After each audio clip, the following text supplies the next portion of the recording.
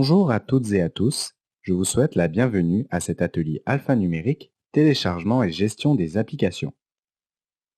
Notez que dans cet atelier, nous n'aborderons pas les thématiques suivantes. Survol des applications disponibles, ainsi que les recommandations des meilleures applications. Avant de commencer, tentons de répondre à la question suivante. Qu'est-ce qu'une application mobile et qu'est-ce qu'une application native? Une application mobile est un logiciel téléchargeable et que l'on installe facilement sur sa tablette. Une application vous sert à accéder à du contenu et des services qui sont propres à elle. On peut comparer une application avec un outil qui permet de faire une série d'actions numériques, comme par exemple dessiner avec l'application Sketchbook. Vous voyez, on peut comme effacer ou bien revenir, faire des traits. Ou bien prendre des notes avec l'application Notes. Là, par exemple, j'ai fait une liste pour des films d'Halloween.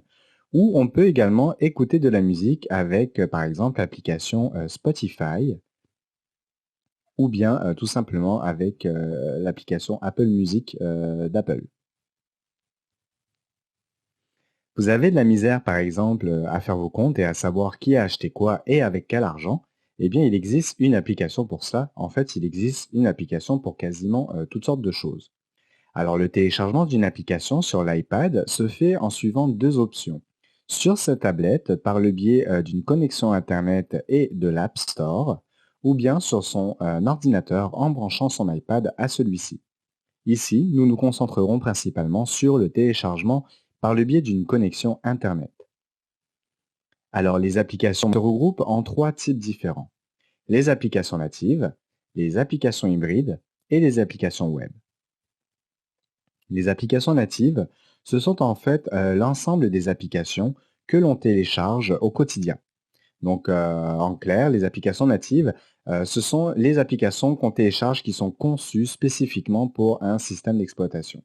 Donc, par exemple, une application spécialement designée pour l'iPad, comme par exemple l'horloge, ou bien le calendrier, ou encore Notes, l'application Notes, eh bien, elles ne fonctionneront pas sur la tablette Android puisque ce sont des applications qui sont vraiment designées spécifiquement pour l'iPad. Les applications hybrides, elles ont l'avantage que si ces applications-là opèrent sur plusieurs systèmes d'exploitation, donc par exemple sur Android et sur iOS pour l'iPad, donc là on parle par exemple d'applications comme Twitter, Instagram, LinkedIn ou bien Facebook, eh bien, et que ces applications ajoutent une nouvelle fonctionnalité, donc Instagram ou Facebook qui rajoute une nouvelle fonctionnalité, ben, elle aura à le faire qu'une seule fois. Parce que ces applications hybrides, elles sont faites pour pouvoir s'adapter à tous les systèmes d'exploitation sur lesquels ils vont être déployés. Alors que si ça avait été une application native, il aurait fallu, bah, dans ce cas-là, autant de versions qu'il y a de plateformes en fait. Donc s'il y avait un Facebook spécifique pour Android, un Facebook spécifique pour iPad, il aurait fallu une mise à jour pour chacune des deux applications. Et ensuite, les applications web, ben, vous avez déjà sans doute circulé sur une application web, mais vous ne le saviez peut-être pas. Alors, on a tous déjà vu la mention version mobile sur le pied de page d'un site web. Eh bien, c'est cela une application web. Son but étant de rendre du contenu disponible ou du moins fonctionnel sur mobile ou sur une tablette. Alors, gardez quand même en tête que comme les objets que l'on met dans une valise de voyage, les applications prennent de la place sur votre iPad. On parle de leur poids ou de leur taille. Là, on voit par exemple, si je vais dans mes paramètres de réglage, général et ensuite information, on voit ici, encadré du milieu, le nombre d'applications que j'ai sur ma tablette. Donc, on voit que j'en ai 29, le nombre de vidéos, de photos également, avec la capacité totale de mon appareil et combien il me reste de disponible. Donc là, il voit qu'en totalité, j'ai 32 Go. Il me reste disponible 5 Go.4. Donc, il me reste plus ou moins 26 gigas, non, pardon, j'ai plus ou moins 26 gigas de données de prises par les applications, les photos, les vidéos sur cette tablette. Donc, ça fait quand même beaucoup de données. Enfin, beaucoup d'espace, je veux dire. Alors, quelles sont les différences maintenant entre un site web et une application? Alors, un site web, c'est un ensemble de pages qui sont interreliées où l'on trouve, que l'on retrouve à une même adresse web. Radio-Canada, par exemple, donc on va aller, sur le site web de Radio-Canada, possède un site web et dont les pages web sont les différentes sections, du site où l'on peut lire, des articles, visionner des vidéos, et bien plus encore, ou bien écouter des émissions de radio. Alors comme un site web, une application est adaptée au support auquel elle est destinée. Donc c'est pourquoi, dans l'exemple de Radio-Canada, on peut observer des différences dans l'espace d'affichage, l'accès aux outils et aux fonctionnalités entre leur site web et leur application mobile vont varier. L'écran d'un iPad étant plus petit que celui d'un écran d'ordinateur, l'affichage doit être optimisé. Donc c'est pour cela que la mise en page est souvent la plus grosse différence que l'on perçoit en premier lieu. Alors là, je vous mets à l'écran deux versions de Facebook. La version web d'une page Facebook, la page de notre organisme Technoculture Club, et la version mobile de la même page Facebook Technoculture Club, mais cette fois sur mobile. Donc là, on peut observer que dans la version web, il y a beaucoup plus d'informations qui apparaissent à l'écran, alors que dans l'application mobile, l'écran étant réduit, le nombre d'informations apparaissant sont réduites, mais vont être comme synthétisées avec des boutons d'action ou des choses comme ça.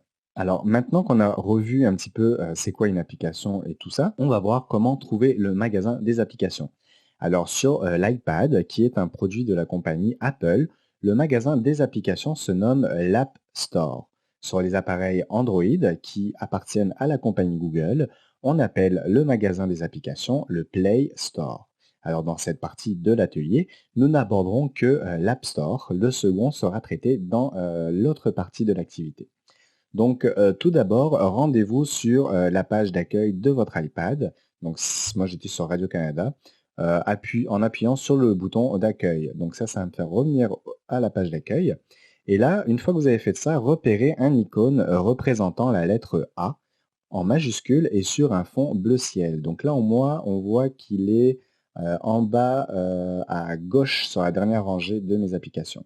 Alors, quand vous l'avez repéré, sélectionnez cette icône du bout de votre doigt en exerçant une légère pression. Alors, qu'y trouve-t-on? Alors, comme nous l'avons précisé plus haut, l'App Store, c'est un magasin virtuel d'applications distribué par la compagnie Apple sur les appareils fonctionnant sous iOS. Donc là, on parle des iPhones, des iPads ou alors des iPod Touch.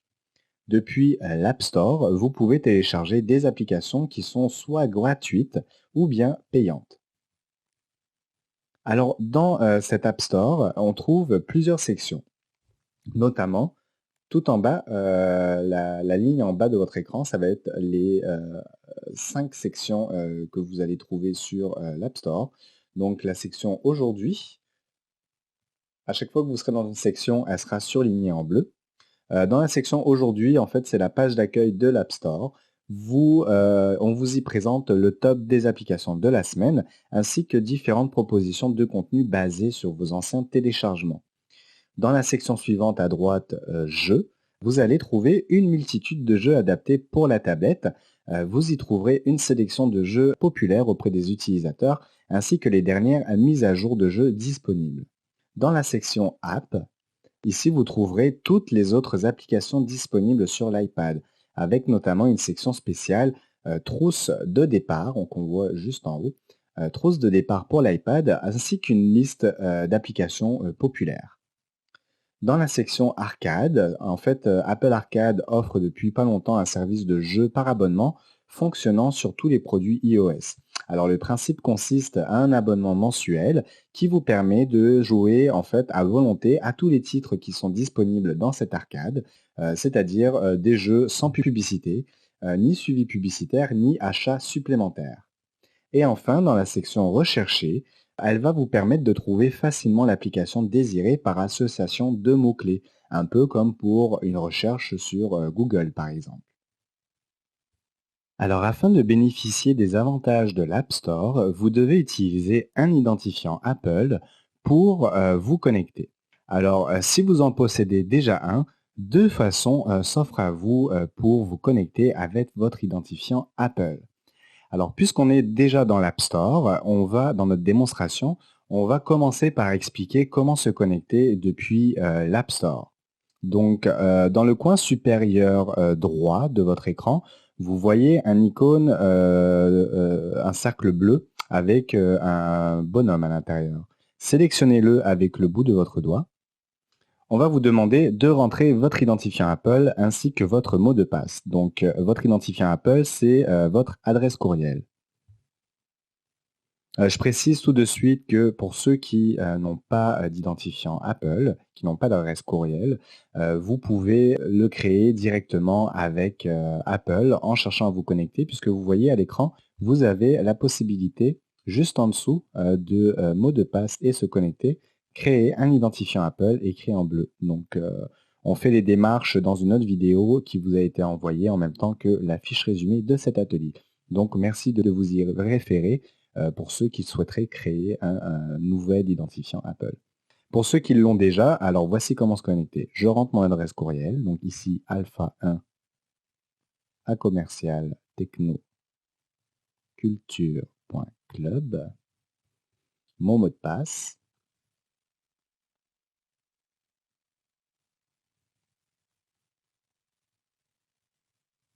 et je sélectionne ensuite en dessous, en bleu, la formulation se connecter.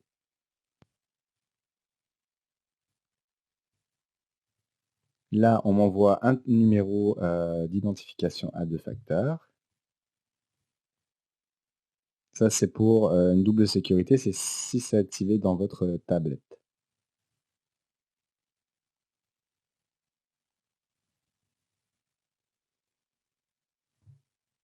Et là, je sélectionne et voilà. Mon compte est connecté à Alphanumérique. On voit avec l'adresse courriel qui est juste au-dessus. Donc là, on va se redéconnecter en défilant la page jusqu'en bas pour avoir apparaître le mot déconnexion. Sélectionnez-le et on va faire l'autre procédure de connexion. Donc, quittez l'App Store en appuyant sur le bouton d'accueil de votre iPad pour revenir à l'écran d'accueil et sélectionnez l'icône du menu des réglages.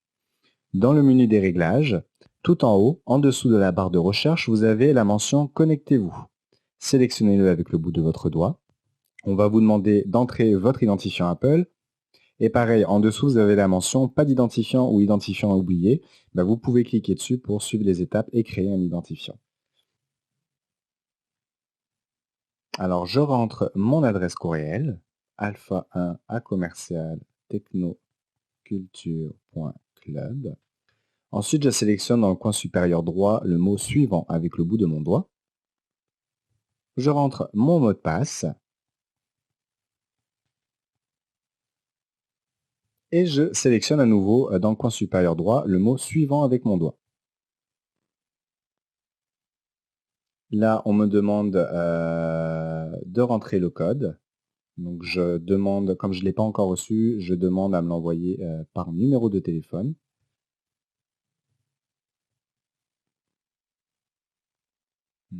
85 56 88.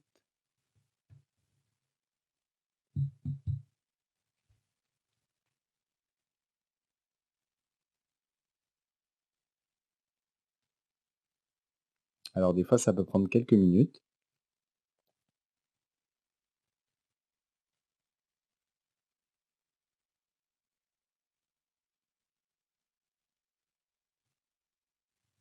Là, on me demande pour plus de sécurité d'entrer le code de l'iPad. Donc c'est le code de verrouillage de ma tablette que j'ai moi-même rentré, choisi en fait. Donc je vais le rentrer. Je sélectionne OK.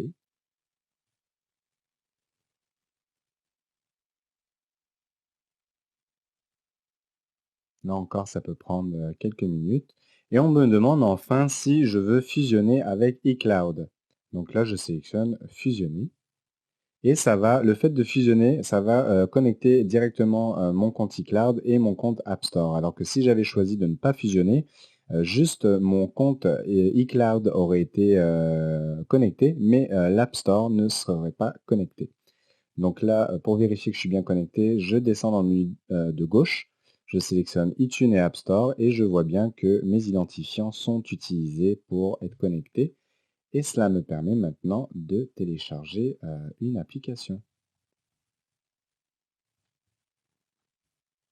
Notez que dans les deux cas, il vous faudra absolument votre identifiant Apple, donc une adresse courriel, ainsi que votre mot de passe afin de vous connecter à l'App Store. Alors maintenant qu'on sait comment se connecter à l'App Store, comment choisir entre deux applications qui se ressemblent? Alors posez-vous déjà cette question-ci. Dans un magasin, comment faites-vous pour différencier deux produits qui se ressemblent? Eh bien, vous allez sans doute regarder les différentes informations présentes sur les étiquettes des deux produits en question. Eh bien, c'est la même chose pour les applications. C'est pourquoi sur la page de présentation d'une application, donc par exemple là moi dans le moteur de recherche de l'App Store, j'ai cherché Radio-Canada Info, donc je vais la sélectionner. Et là j'ai une page qui apparaît avec différentes informations qui apparaissent à l'écran, notamment comme la description complète de l'application, de ce que vous allez y trouver, qu'est-ce que ça vous donne accès, etc. Vous allez trouver aussi des informations notamment sur la date de parution, s'il y a des nouvelles mises à jour ou d'autres versions disponibles, ainsi que dans l'encadré information, vous allez voir si c'est possible de faire des achats intégrés. Donc des achats intégrés, ce sont des achats qu'on peut faire pour rajouter des fonctionnalités ou des services.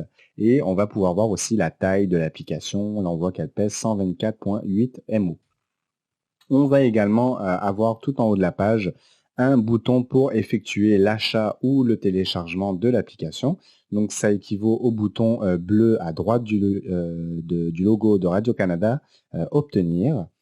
On a aussi une interface qui nous permet de visionner des captures d'écran de l'application, pour voir à quoi ça ressemble. Et on a accès aussi à une note et à des avis des consommateurs. Donc ça nous aide aussi beaucoup pour pouvoir faire le choix dans une application. Donc si vous vous retrouvez avec deux applications qui se ressemblent, commencez déjà par regarder toutes ces informations sur la page de présentation des deux applications. Et je pense que ça vous donnera déjà pas mal d'indices pour faire votre choix. Un autre bouton qui est intéressant et accessible depuis la page de présentation des applications, c'est en haut à droite, le petit carré bleu avec une flèche qui pointe vers le haut et qui est bleu aussi.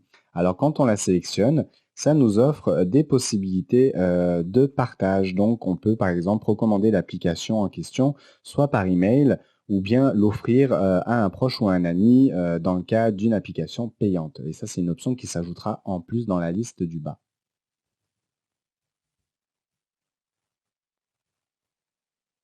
Alors là, on l'a vu pour le cas d'une application gratuite. Alors pour une application payante, comme par exemple, on va prendre Procreate, qui est une application de création visuelle, illustration, dessin numérique, peinture numérique, animation.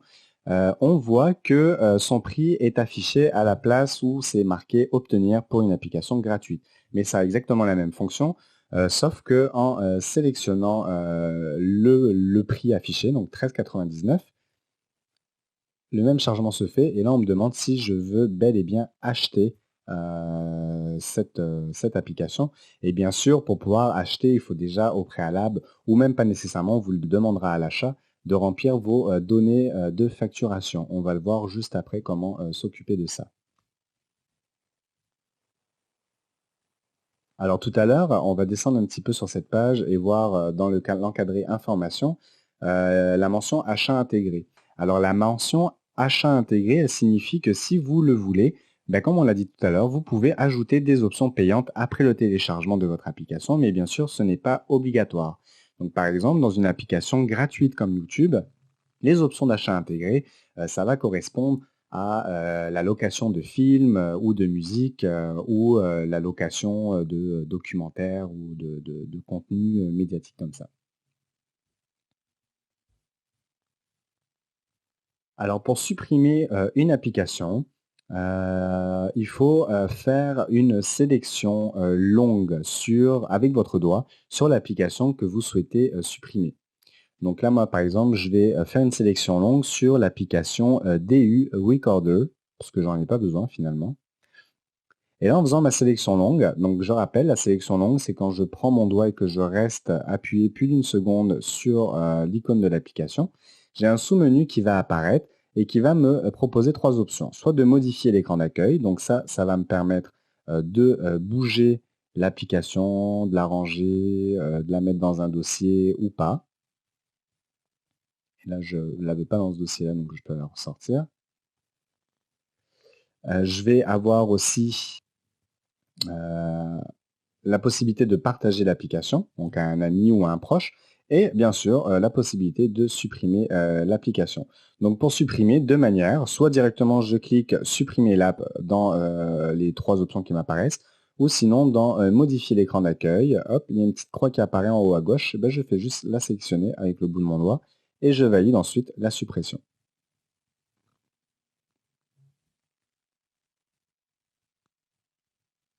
Et bien sûr, l'application qui aura été supprimée disparaîtra de votre écran d'accueil, mais restera quand même disponible dans l'Apple Store, dans l'App Store, excusez-moi.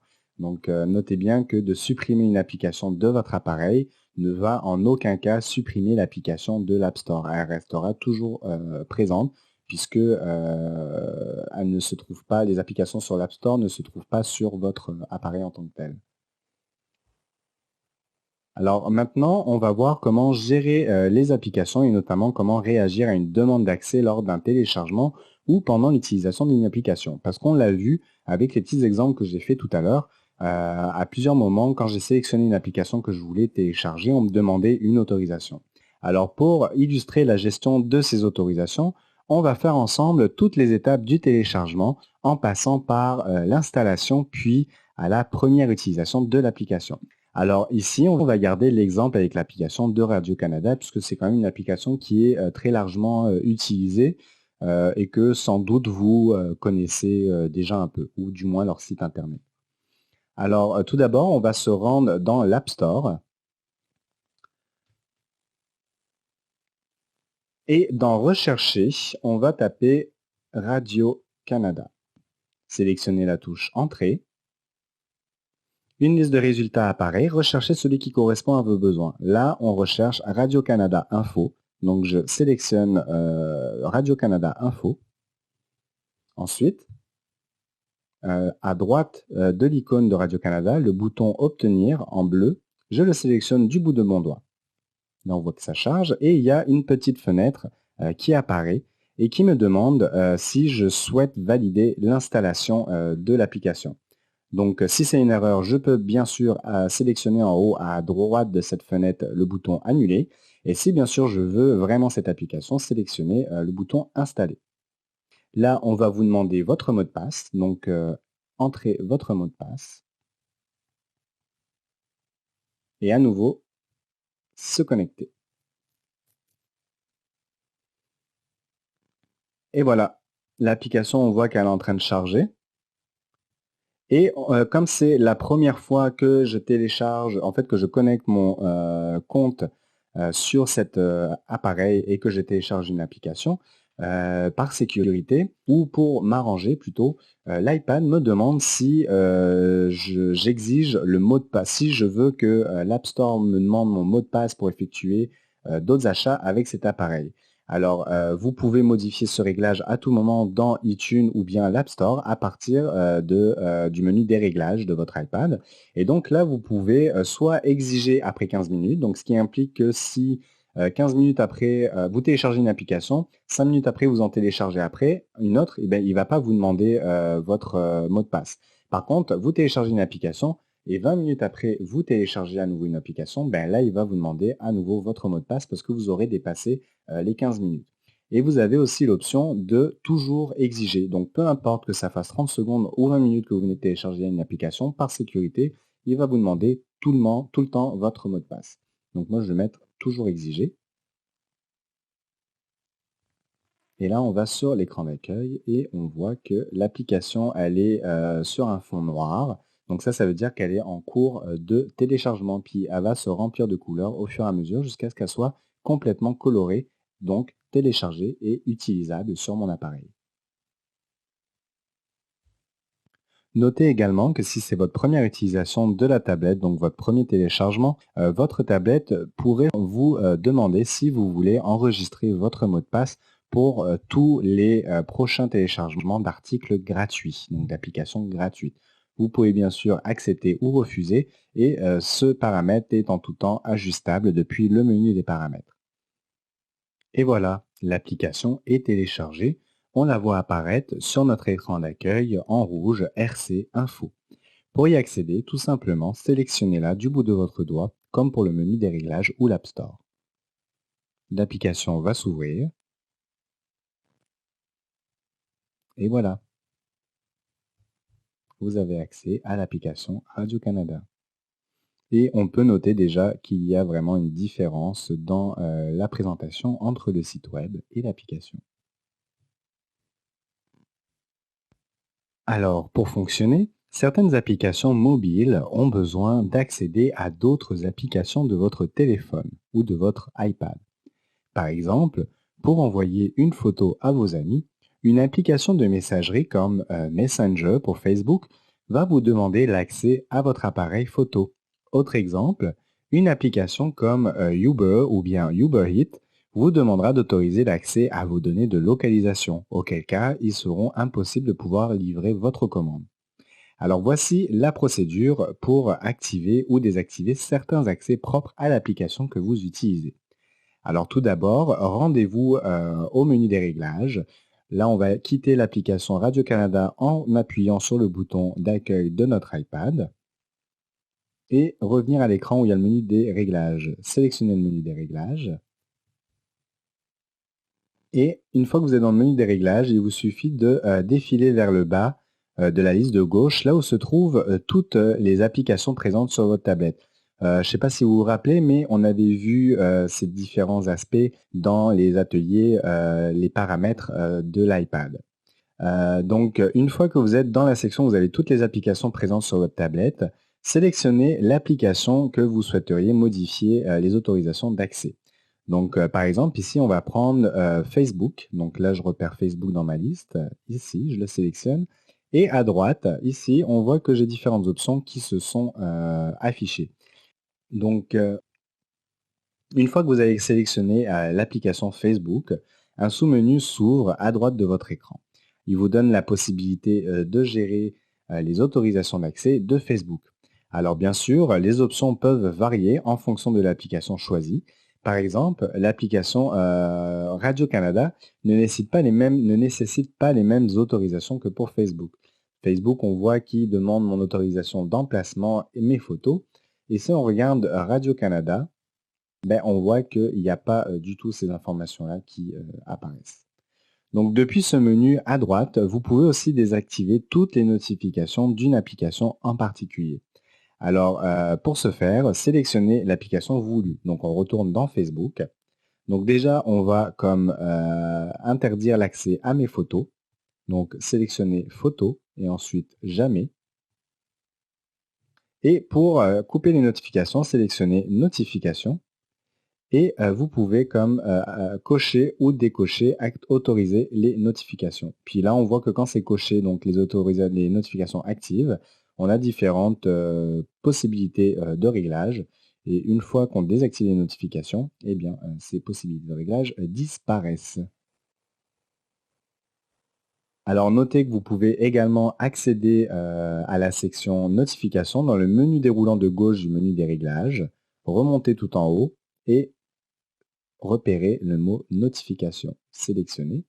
Et là, à droite, vous allez avoir toutes les applications présentes sur votre iPad qui vont s'afficher, avec pour vous la possibilité de soit en fait, de sélectionner l'application qui vous intéresse et de gérer si on autorise les notifications ou pas.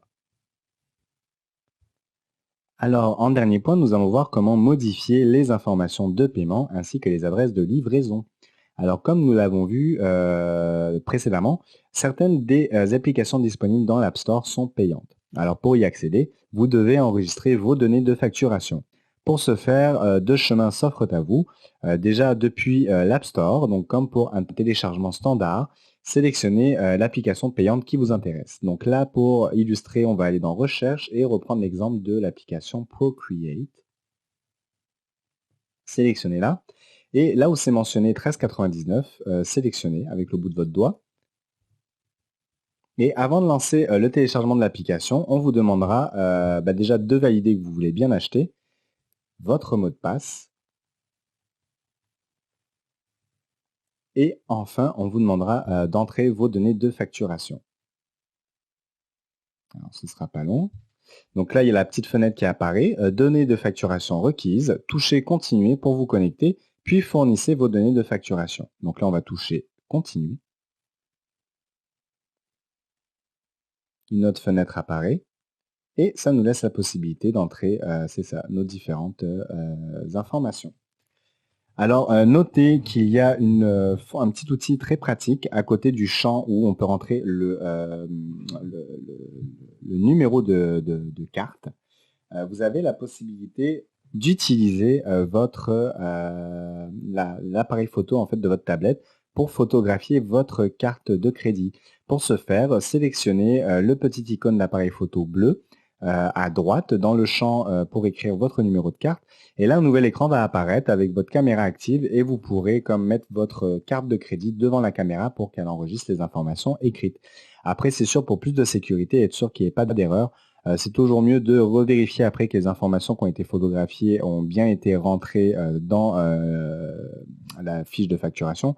Sinon, ce serait vraiment de les rentrer manuellement dans les champs qui sont disponibles à cet effet. Donc, code de sécurité, date, etc.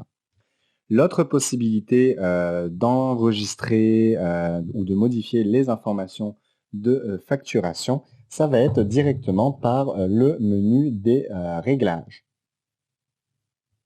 Pour ce faire, appuyez sur le bouton d'accueil pour revenir au bouton d'accueil. Une fois fait, allez dans le menu des réglages. Sélectionnez votre nom en haut du menu des réglages, à gauche, donc alphanumérique. Et dans le menu de droite, sélectionnez Paiement et livraison. Un autre sous-menu apparaît. Vous avez l'option d'ajouter un nouveau mode de paiement ou bien d'ajouter une adresse de livraison. Ici, on va rajouter un nouveau mode de paiement. Donc, sélectionnez avec le bout de votre doigt. Et là, voilà, vous avez tous les champs disponibles pour pouvoir écrire votre numéro de carte de crédit, la date d'expiration avec le code de sécurité et les différentes informations reliées au propriétaire de la carte. Et toujours la même petite fonction à droite avec le petit appareil photo pour prendre en photo en direct votre carte de crédit. Et voilà, c'est ce qui termine la partie sur le téléchargement et la gestion des applications sur l'iPad. J'espère que cela vous aura été utile et n'hésitez pas à poser des questions à l'animateur ou l'animatrice qui est présent avec vous. Merci et bonne journée.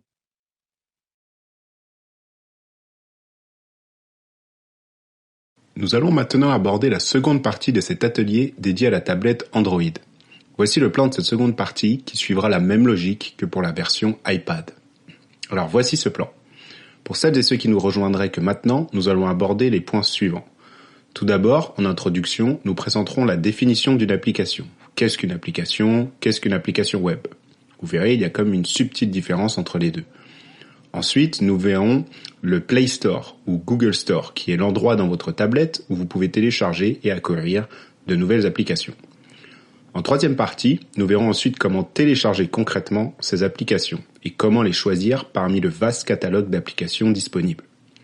Enfin, en dernière partie, nous finirons avec une rapide présentation de la gestion d'une application, c'est-à-dire comment l'installer, la désinstaller et paramétrer son comportement sur notre tablette.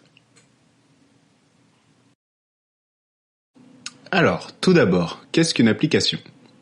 Une application, c'est un logiciel téléchargeable que l'on installe facilement sur sa tablette. Une application vous sert à accéder à du contenu et à des services propres à elle.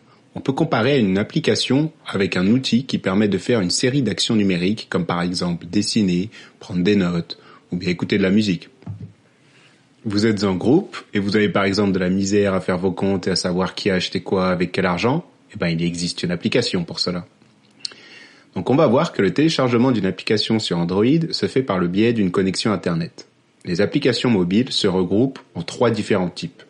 Les applications natives, les applications web et les applications hybrides, qui sont un combiné d'applications natives et web. Vous verrez que cette distinction n'est pas essentielle à savoir pour utiliser une application. Par contre, c'est bien de l'avoir en connaissance de base pour mieux connaître comment ces systèmes fonctionnent. Alors, commençons par les applications natives. Les applications natives sont en fait l'ensemble des applications que l'on télécharge au quotidien. Sur sa tablette, comme on va le voir aujourd'hui, mais c'est la même chose sur votre téléphone intelligent. En clair, les applications natives sont conçues pour un système d'exploitation spécifique, soit pour l'iOS, le système d'exploitation d'Apple, soit pour Android. Elles sont rapides et très stables, car elles sont conçues pour un système d'exploitation précis. Donc vous allez retrouver des applications pour votre Apple que vous n'allez peut-être pas retrouver pour un système Android. Gardez en tête que les applications natives sont comme des objets que l'on met dans une valise de voyage. Les applications prennent de la place sur votre tablette. On parle de leur poids ou de leur taille que l'on mesure en mégaoctets. Maintenant, à l'opposé des applications natives, on a les applications web. Donc, qu'est-ce qu'une application web ? Eh bien, vous avez déjà circulé sur une application web, mais vous ne le saviez peut-être pas. On a tous déjà vu la mention version mobile d'un site web. Eh bien, c'est cela une application web. Son but étant de rendre du contenu disponible, ou du moins fonctionnel, sur mobile et tablette. Elle se comporte comme une application native, ressemble à une application native, mais son accessibilité diffère. Pas besoin de télécharger ni d'installer d'application. Elle n'occupe donc pas de place sur votre tablette. Par contre, elle ne fonctionne pas sans Internet. Donc vous voyez ici, on vous montre la différence entre l'application native de Facebook, que je vais retrouver sur ma tablette, et l'application web de Facebook, que j'accède par l'intermédiaire d'un navigateur web. Donc ici, en l'occurrence, Google Chrome. Mais vous voyez que le contenu de l'application est très semblable. Donc très souvent, lorsque les compagnies ou les sociétés ont les moyens, comme ici Facebook, les utilisateurs ont à leur disposition une application web et une application native pour accéder au même service. L'écran d'une tablette étant plus petit que celui d'un écran d'ordinateur, l'affichage doit être optimisé. C'est pour cela que la mise en page est souvent la plus grosse différence que l'on perçoit lorsque l'on va parcourir cette application web depuis notre tablette ou l'application web depuis un ordinateur. Et enfin, une application hybride, comme son nom l'indique, se situe entre une application web et une application native. Comme pour l'application web, il n'y aura qu'une seule version de l'application, ou plus précisément qu'un seul code pour les deux plateformes, Android et Apple. Cependant, celle-ci sera un peu plus rapide et efficace qu'une application web, car celle-ci sera stockée dans votre tablette et non pas sur le web uniquement. Ok, nous venons de voir donc la différence entre une application native et une application web. Mais vous vous demandez peut-être quelle est la différence entre une application web et un site web. Comme on vous l'a montré à travers l'exemple de Facebook, à travers l'application web de Facebook, le site Facebook pourrait être considéré aussi comme un site web. Donc quelle serait la différence entre un site web et une application web ? Eh bien, je vous avoue que de nos jours, la frontière devient très mince. Auparavant, on pouvait facilement distinguer un site web pur d'une application web. D'une manière un petit peu exagérée, voici les définitions. Un site web pur serait un ensemble de pages web qui afficherait exactement le même contenu pour tous les utilisateurs. En outre, ce site web offrirait qu'un degré très faible d'interaction avec les utilisateurs. On peut généralement juste naviguer de page en page. C'est comme un livre unique que tout le monde pourrait consulter en même temps. Une application web, à l'opposé, s'adapte exactement à chaque utilisateur. Généralement, on commence par se connecter avec ses identifiants pour accéder à des pages faites spécialement pour nous.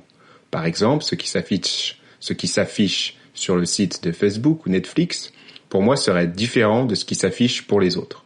Dans ce cas, c'est comme s'il y avait un livre créé pour chaque utilisateur, et non un unique livre que tous les utilisateurs pourraient accéder en même temps.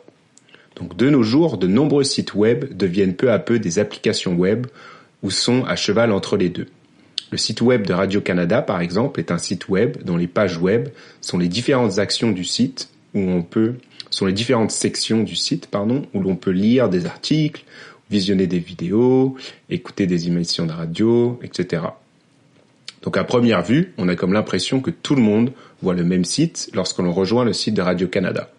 Cependant, vous verrez qu'il est aussi possible de se connecter avec des identifiants Radio-Canada si on a un compte personnel ou un profil sur le site Radio-Canada. Donc dans ce cas, il sera possible de mémoriser vos articles favoris ou de suivre des thématiques qui vous intéressent. Donc là, le site web Radio-Canada devient à ce moment un peu comme une application web, car il va commencer à s'ajuster à vos préférences et son apparence pourrait légèrement différer de celle d'un utilisateur qui ne se connecterait sans identifiant. Ok, alors maintenant parlons du Play Store ou Google Play. C'est l'endroit où vous pourrez télécharger de nouvelles applications natives pour votre tablette. Notez que vous feriez la même chose en réalité sur votre téléphone intelligent. En effet, encore une fois, les applications web n'ont pas besoin d'être téléchargées. Il suffit juste de se rendre à l'adresse du site web avec votre navigateur web. Alors, où trouver le Play Store sur votre tablette ? Tout d'abord, rendez-vous sur la page d'accueil de votre tablette en appuyant sur le bouton « Accueil ». Cela fait, vous repérez un petit icône représentant un triangle majoritairement bleu clair avec un petit peu de rouge et de jaune. Ensuite, sélectionnez cette icône du bout de votre doigt en exerçant une légère pression. Comme nous vous l'avons présenté dans un premier atelier, vous devez avoir lié votre tablette à un compte Google pour utiliser l'application Play Store. Si vous n'avez pas lié votre tablette à un compte Google, un message vous demandant de le faire apparaîtra lorsque vous allez tenter d'ouvrir le Play Store. Si vous n'avez aucune idée de comment faire pour associer votre tablette à un compte Google, pas de panique. Allez juste revoir notre rediffusion de notre premier atelier, initialiser et réinitialiser la tablette. Et rendez-vous à la partie 2 dédiée à la tablette Android, paramétrisation du compte Google. Toutes les étapes seront décrites pas à pas. Si vous êtes à l'aise avec cette étape, par contre, allez-y. Il s'agit juste de se connecter avec votre compte, c'est très rapide. Ok, maintenant que l'on peut ouvrir le Play Store, enfin on va considérer que l'on peut l'ouvrir, qu'est-ce qu'on y trouve ? Alors tout d'abord, la barre de recherche. Lorsque vous ouvrez le Play Store, vous trouverez tout en haut la barre de recherche. Si vous connaissez déjà le nom de l'application que vous souhaitez télécharger, écrivez simplement le nom de cette application dans la barre de recherche. Le Play Store effectuera la recherche pour vous. Vous avez aussi un petit micro qui vous permet d'entrer oralement votre mot-clé pour la recherche au lieu de l'écrire à la main. Notez qu'à gauche de cette barre de recherche se trouve la petite icône des barres horizontales, qu'on aime appeler ici le petit hamburger. C'est l'icône de menu où vous avez accès à différents paramètres de l'application Play Store. Par exemple, si vous êtes à l'aise avec l'achat par carte de crédit d'application, c'est ici que vous pouvez configurer vos modes de paiement. Enfin, tout à droite de cette barre de recherche, vous devriez trouver une lettre sur fond de couleur. Ici, vous voyez, c'est la lettre C. C'est normalement la première lettre du nom du compte Google avec lequel vous êtes actuellement connecté. En cliquant dessus, vous accédez à la gestion des comptes Google pour le Play Store. Donc ici, j'ai qu'un seul compte Google et c'est avec ce compte que je suis lié à Google Store. Mais vous pourriez avoir plusieurs comptes Google et du coup changer quel compte vous liez à votre Google Store. Regardons maintenant les sections et les sous-sections du Google Store ou du Play Store. Tout d'abord, identifiez les différentes sections qui apparaissent en bas de votre écran.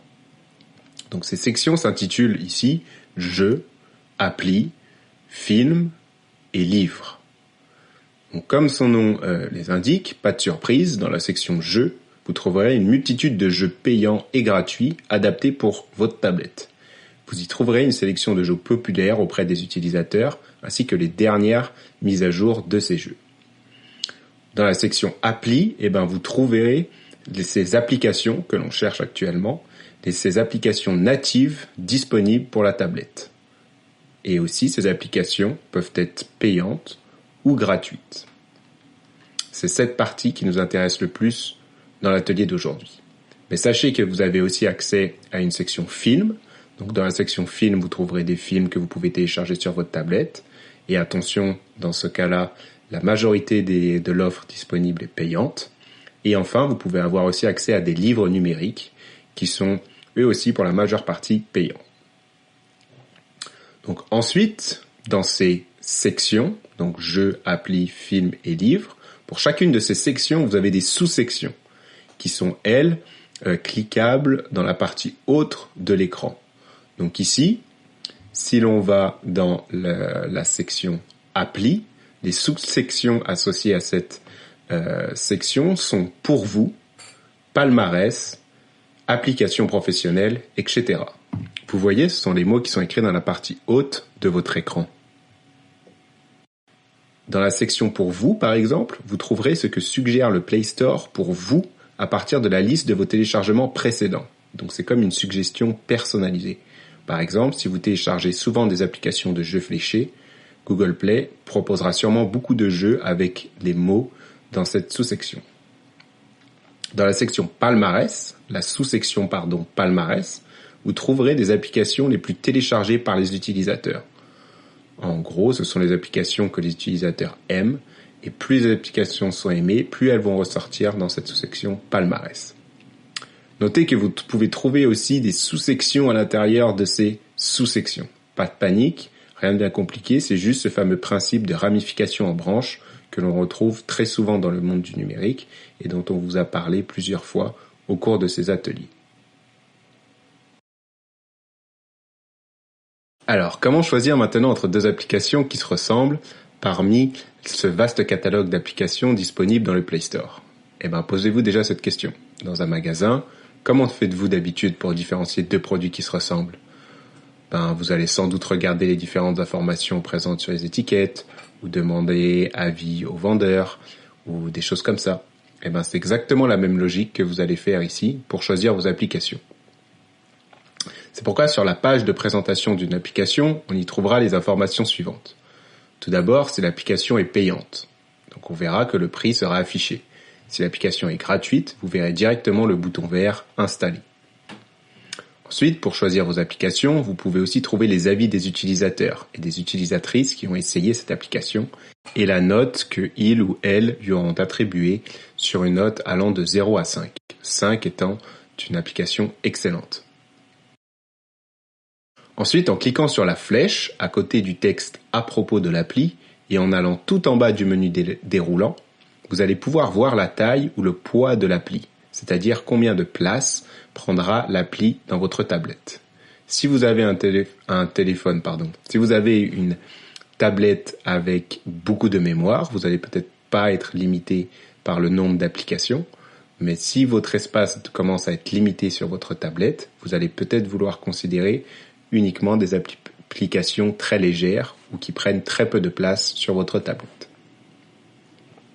En bas de ce même menu déroulant, vous allez aussi pouvoir voir la date de parution et la dernière date de mise à jour de l'application.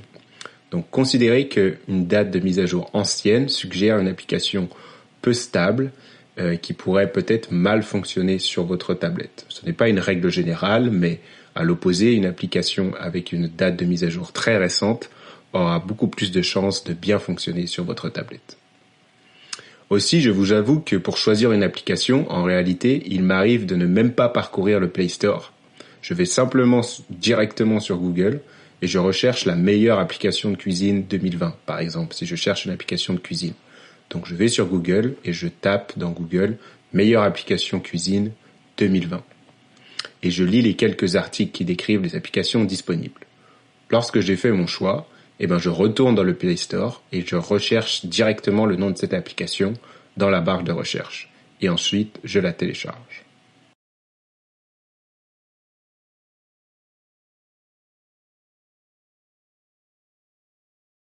On souhaite maintenant prendre le temps de distinguer ici les différences entre une application payante ou une application comportement des achats intégrés. Alors, si une application est payante, son prix sera affiché. Alors que pour une application gratuite, il y aura simplement la mention « Installer ».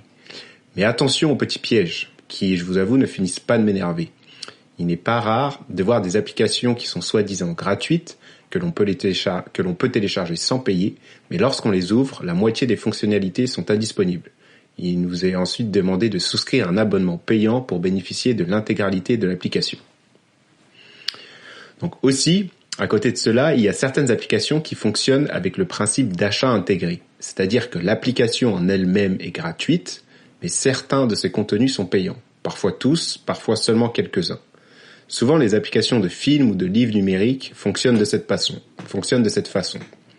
Vous allez pouvoir télécharger l'application gratuitement, Et en ouvrant l'application, vous allez pouvoir voir tous les films ou les livres disponibles. Cependant, vous allez devoir payer pour chaque film que vous souhaitez écouter. Des fois 3, 5, 15, voire même des fois 25 $ pour un film récent. Donc attention à ces différences entre applications payantes et applications gratuites, mais dont certains contenus peuvent être payants. Pour illustrer la gestion de ces applications, nous allons faire maintenant ensemble toutes les étapes du téléchargement en passant par l'installation puis à la première utilisation de l'application. Nous garderons ici l'exemple de l'application Radio-Canada. Donc rendez-vous dans le Play Store et entrez les mots-clés Radio-Canada dans la barre de recherche, puis sélectionnez la touche Entrée.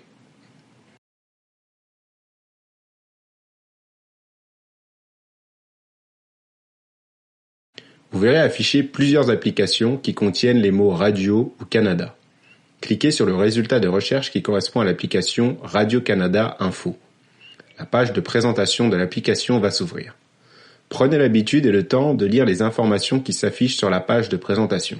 Par exemple, si vous sélectionnez la flèche à côté de « À propos de l'appli », vous verrez que cette appli contient des achats du type intégré, comme discuté précédemment. Ça ne veut pas dire que tout sera payant non plus, attention. Vous verrez qu'on a déjà accès à beaucoup sur cette application sans rien payer. Revenez ensuite à l'écran précédent et sélectionnez « Installer ». Le téléchargement puis l'installation vont s'effectuer. Attendez de voir apparaître les boutons « Désinstaller » et « Ouvrir ». Vous pouvez ensuite sélectionner « Ouvrir » puis naviguer dans votre nouvelle application. Super, ok, maintenant notre application est installée, mais ce n'est malheureusement pas tout à fait terminé. Pour fonctionner, certaines applications mobiles ont besoin d'accéder à d'autres applications de votre téléphone. Par exemple, l'application Google Maps pourra vous indiquer votre itinéraire comme un GPS uniquement si vous lui donnez accès à votre localisation. Donc voici la procédure pour activer ou désactiver certains accès propres à l'application que vous utilisez. Donc, tout d'abord, rendez-vous dans le menu des paramètres. Ensuite, dans le menu de gauche, choisissez la section Applications. Faire défiler la barre de droite pour chercher l'application dont vous souhaitez configurer les accès. On va d'abord regarder l'application que l'on vient de télécharger ici, donc Radio-Canada Info, dont le nom a été raccourci ici RC Info. Sélectionnez RC Info. En bas, dans une partie réservée aux paramètres de l'application, vous trouverez maintenant deux sections, les autorisations et les notifications. Regardons maintenant la première section, les autorisations. Dans Autorisations, vous pouvez restreindre les accès de votre application à votre tablette. Vous voyez ici que l'application de Radio-Canada n'a pas besoin d'avoir accès à votre tablette. Par contre, si on regarde les autorisations de l'application Maps de Google Maps, on va pouvoir voir les accès que Google Maps demande à votre téléphone.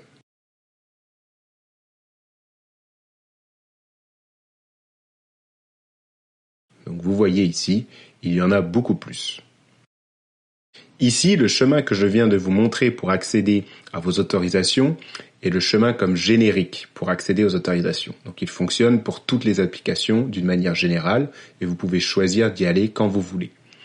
Vous pouvez avoir à certains moments, lorsque vous installez l'application, une fenêtre qui s'ouvre, qui va vous demander de vous donner l'accès, qui va vous demander que vous donniez l'accès à l'application pour tel ou tel paramètre. Donc, des fois, vous allez pouvoir configurer ces autorisations sans avoir besoin d'aller dans le menu paramètres. Cela sera fait automatiquement par l'application qui vous le demandera lors de l'installation.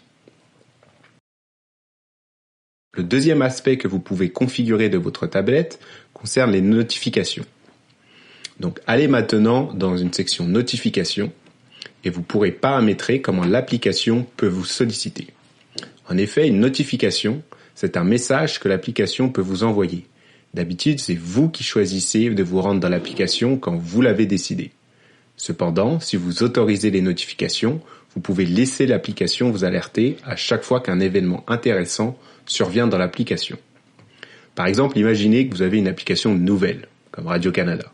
Donc si vous activez les notifications, vous allez sûrement recevoir une alerte de votre application à chaque publication d'une nouvelle importante.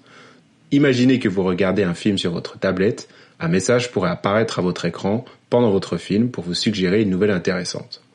Par contre, si vous désactivez les notifications, vous n'aurez pas connaissance de cette nouvelle tant que vous n'aurez pas ouvert de vous-même l'application de nouvelles. Un autre élément de la configuration d'une application est ses paramètres de paiement. Donc, comme nous l'avons déjà précisé plus haut, certaines des applications disponibles dans le Play Store sont payantes. Soit l'application est payante, soit certains de ses contenus sont payants. Donc, pour pouvoir payer, vous devez enregistrer vos données de facturation. Donc, pour ce faire, vous avez plusieurs chemins. Soit depuis le Play Store, vous sélectionnez le menu qui a l'icône du petit hamburger, puis vous sélectionnez mode de paiement. Mais comme pour les autorisations ou les notifications, on vous invitera à fournir votre mode de paiement lorsque vous allez installer une application payante par exemple. Dans ce cas, l'application va vous demander par elle-même d'inscrire votre mode de paiement. Et enfin, pour supprimer une application de votre tablette, il vous suffit d'aller sur votre écran d'accueil, puis de faire une sélection longue avec votre doigt sur l'application que vous souhaitez supprimer ou désinstaller. Un sous-menu apparaît alors à l'écran, vous offrant la possibilité de désinstaller. Donc, sélectionnez simplement désinstaller et l'application sera supprimée. Donc voilà, c'est ce qui conclut notre 4e atelier sur la tablette.